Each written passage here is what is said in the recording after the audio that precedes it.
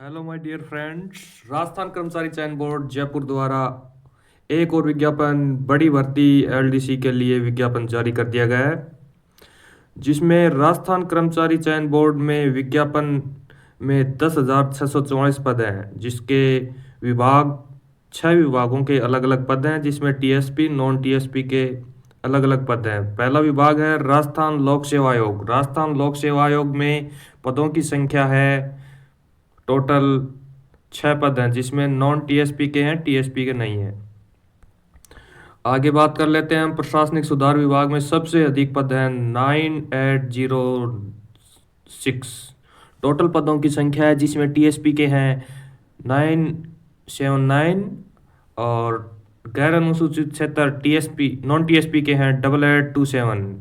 कृषि विपणन निदेशालय के हैं टोटल पदों की संख्या है 600 और जिसमें टीएसपी हैं 19 और नॉन टीएसपी हैं 581।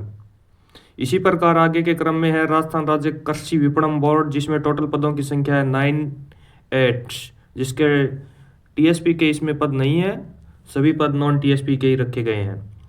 आगे है राज्य प्रदूषण नियंत्रण मंडल, जिसमें पदों की संख्या 15 है, जिसमें टीएसपी के 4 पद हैं, नॉन टीएसपी के 46 हैं। आगे है माध्यमिक शिक्षा बोर्ड। माध्यमिक शिक्षा बोर्ड में पदों की संख्या 84 है, जिसमें टीएसपी के पद नहीं है, नॉन टीएसपी के हैं। तो इसी प्रकार टोटल पदों की संख्या 10,644 है, जिसमें टोटल पद हैं टीएसपी के 1,002, नॉन टीएसपी के हैं 9642, यानी 9,642 पदों पर यह भर्ती नॉन टीएसपी पर आयोजित होगी। आगे हम चलते हैं तो देखते हैं पदों की संख्या के बारे में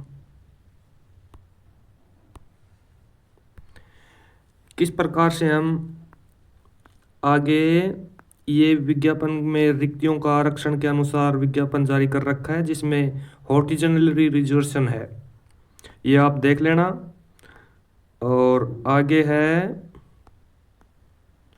भूतपूर्व सैनिकों के लिए बताया गया है, भूतपूर्व सैनिकों के आरक्षण के बारे में बताया गया है। उत्कृष्ट खिलाड़ियों के बारे में बताया गया है। उत्कृष्ट खिलाड़ी के बारे में आपके पास सर्टिफिकेट हो तो आपको एक 2% रिजर्वेशन दिया गया है। उसके बाद में हम आगे बात कर लेते हैं दिव्यांग विशेष कैटेगरी के भी 2% इसमें आरक्षण दिया गया है। और आगे अनुसूचित क्षेत्र अभ्यर्थियों के निर्देश दिए गए हैं, जिसमें बताया गया है अनुसूचित क्षेत्र के अभ्यर्थियों को अपना सर्टिफिकेट किस तरीके से बनाना है।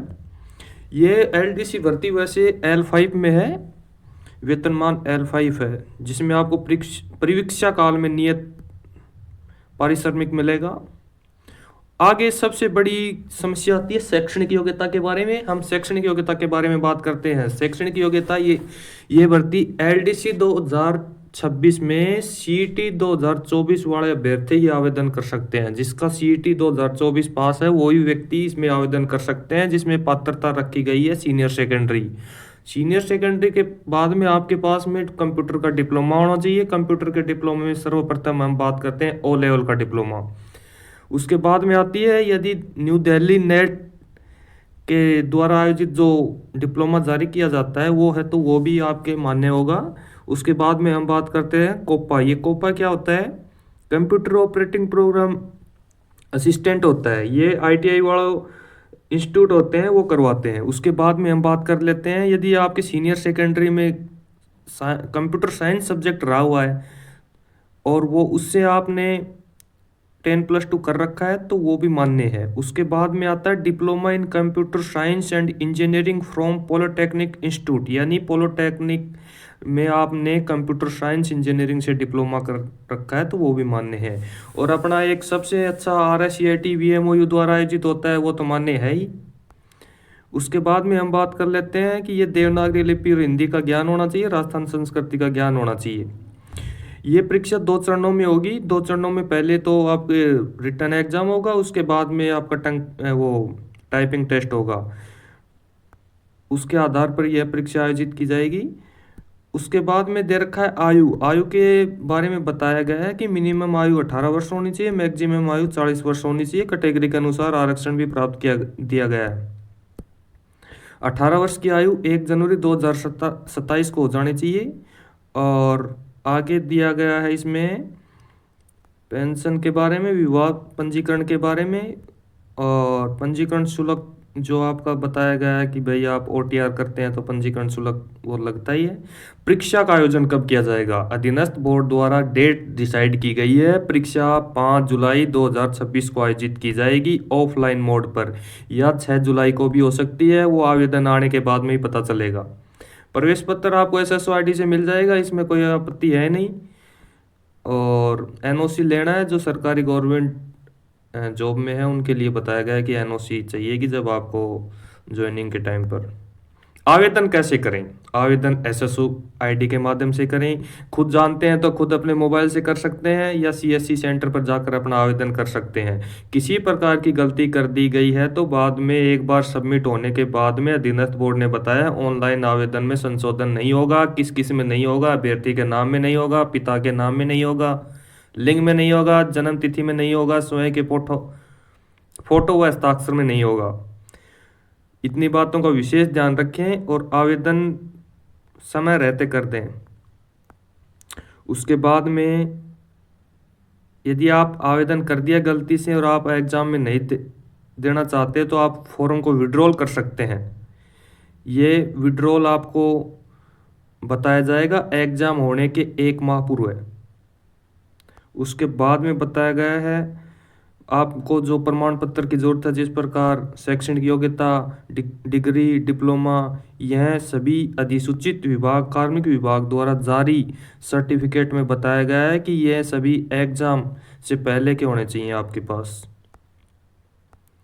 उसके बाद में बताया है आवेदन में गलत सूचनाएं रोकथाम के बारे में, यह तो वो जो आपका रूल आ रखा है उसके बारे में बताया गया। अब परीक्षा स्कीम या पाठ्यक्रम के बारे में बात कर लेते हैं। परीक्षा स्कीम 2 फेज में होगी। पहली तो लिखित परीक्षा होगी, दूसरी आपकी टाइपिंग टेस्ट होगी।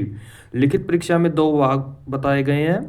पहला सामान्य ज्ञान, दैनिक विज्ञान व गणित बताया गया। 3 घंटे का एग्जाम होगा, 100 अंक का एग्जाम होगा, 150 क्वेश्चन होंगे। दूसरा है सामान्य हिंदी व अंग्रेजी, जिसमें 3 घंटे का एग्जाम होगा, 100 अंक का होगा, 150 क्वेश्चन होंगे, 75 इंग्लिश के, 75 हिंदी के होंगे। फिर टाइपिंग टेस्ट होगा। और ये विस्तृत सिलेबस बताया गया है, जिसमें विस्तृत सिलेबस में सामान्य ज्ञान के बारे में बताया गया है, राजस्थान का इतिहास संस्कृति, राजस्थान का औद्योगिक विकास, दैनिक विज्ञान, गणित, ये सभी हम एक बार ठीक से देख लें इनको। और उसके बाद में सामान्य हिंदी के टॉपिक बताए गए हैं, इंग्लिश के टॉपिक बताए गए हैं। इसी प्रकार से आप ये हमारे टेलीग्राम चैनल पर भी ये उपलब्ध है सिलेबस। और सबसे पहले सबसे सटीक जानकारी प्राप्त करने के लिए हमारे VRM पब्लिकेशन को सब्सक्राइब करें। और धन्यवाद।